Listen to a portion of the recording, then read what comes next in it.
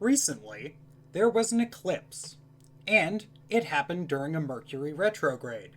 This video is going live on YouTube much later than those events. However, this video is not about those events. This video, if you've seen the title, is how to prevent massively bad astrological transits from screwing up your entire month. As I needed to do, and I probably should have done sooner.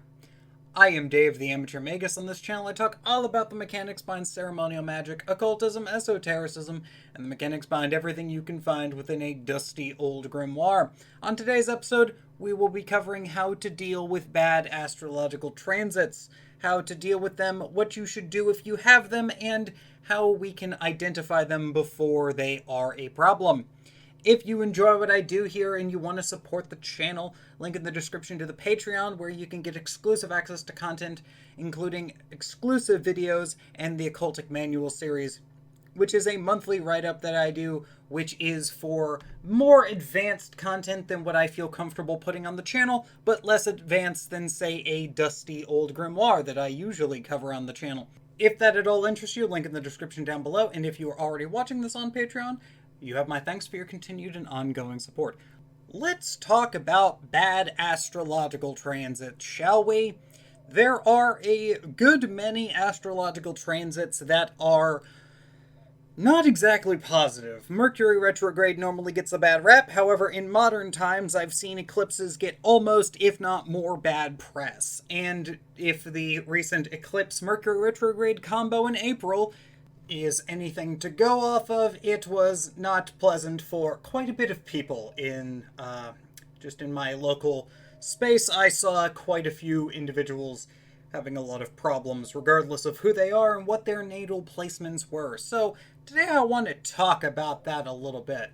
Astrological transits are going to hit everyone a little bit differently, but there are some astrological transits that will hit everyone. An eclipse and a retrograde are two notable examples.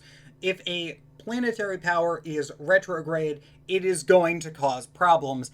Typically, you will see this in regards to Mercury retrograde, and usually Mercury retrograde isn't actually as bad as people make it out to be. However, I almost feel like the mercurial powers use Mercury retrograde in order to take advantage of the panic and hysteria and make it so that people are more easy to play jokes on, because usually you can find the people who Mercury retrograde is going to affect more because they have either strong Mercury in their charts or they complain about it the most.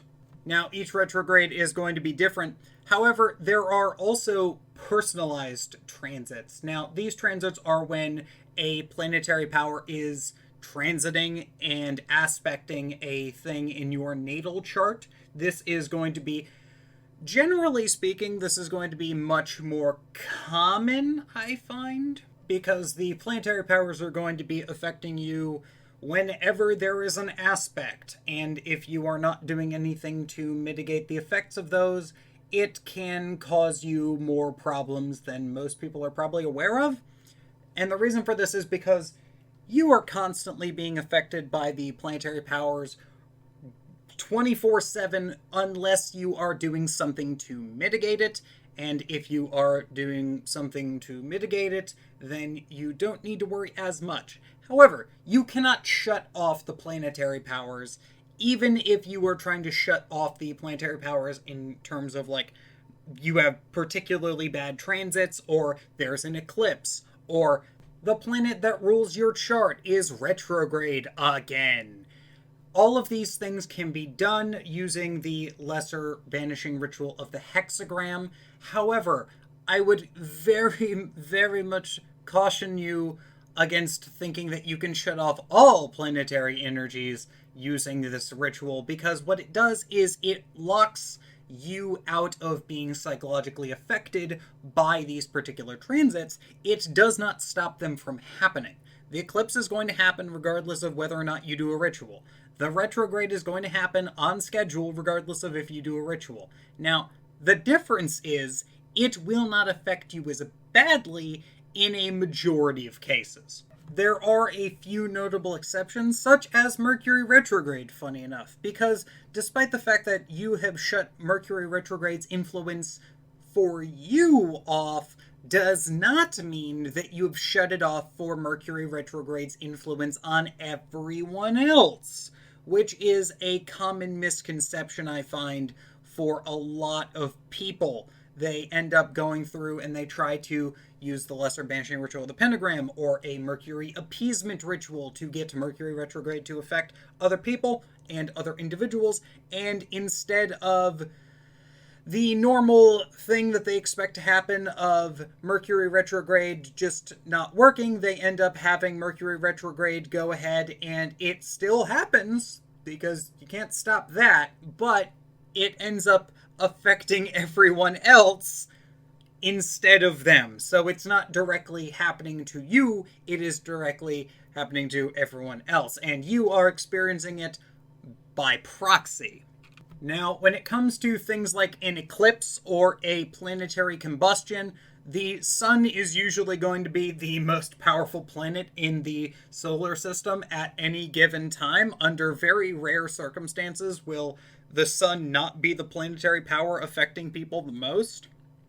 However, when it comes down to those kind of solar binding rituals, I find that it is usually best to do the lesser ritual of the hexagram. Now, the lesser ritual of the hexagram has two variations. And the lesser ritual of the hexagram having two variations, I am going to let the various viewers in the audience decide which of the two variations they would prefer.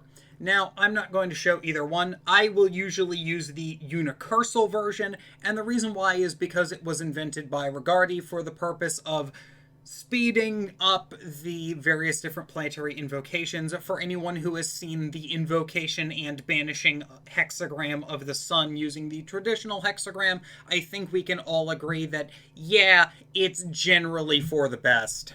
Which is why you will find that despite the fact that I am a Golden Dawn flavored ceremonial magician, I still use the primarily associated with Thelema unicursal hexagram. Now, when it comes down to the lesser banishing ritual of the hexagram, there are two parts to it, primarily that people are going to know of. The first part is going to be the actual drawing of the hexagrams, and then there is the analysis of the keyword. Now, here's what these two are doing. When you are drawing the hexagrams, you are banishing the powers of the planetary forces. The reason why is because there are 6 points of the star and the sun is in the center. 6 plus 1 equals 7. 7 planetary powers, easy to understand. Now, when it comes down to the analysis of the keyword, though, the analysis of the keyword is interesting because the analysis of the keyword, in order to banish things, you must invoke something. You must invoke something to stabilize your circle, otherwise you have a unstable circle. And the reason why you do the analysis of keyword, if you're, even if you're not planning on doing any particular invocations of a planetary force, is you are invoking the balance of the sun. I have a video about the sun, and the solar powers are all about balance in this regard, and they end up keeping things in check. So when you are invoking the planetary power of the sun, you are invoking the sun in its... Primarily, you are invoking the sun in its transformative self-improvement style aspects. If you are using the analysis of the keyword, this is why you have the Isis, Apophis, Osiris formula, which, let's just mention this now, it is not a perfect one-to-one to the myth cycle. They are conflating Apophis with Set here for the Osiris cycle, for those of you wondering. That is what the Golden Dawn does. And this is where we also get the formula of LVX that is primarily used in reference to the sun. However, it is also used in the let there be light kind of way. The Hermetic Order of the Golden Dawn was great at doing their 15 different layers of symbolism into a tiny package. Now, will this shut down everything? As I mentioned previously, no. You can't shut down all Saturnian power, and you cannot banish all Saturnian things, because if you did that, you wouldn't be physical. you can't shut down all the mercurial powers, because if you did that, you wouldn't have communication or magic. So you can't use magic to shut down all magic. You can't banish any particular planetary power to the fullest extent, because if you did, things would stop existing, right? Like, if you banished all martial powers, then there would be no movement, right? If you banished all Venerian powers, there would be no beauty, and there would be no... and beauty is inherent to all things, so therefore you cannot banish everything to the fullest extent that some people may desire.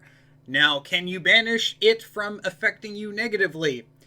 Yes, that is what this is for. So if you are noticing that there is a particularly bad planetary power going on in your chart, you can banish it, or you could do what Agrippa suggests, invoke the planetary power and have a long chat about why it is doing what it is doing and get on its good side.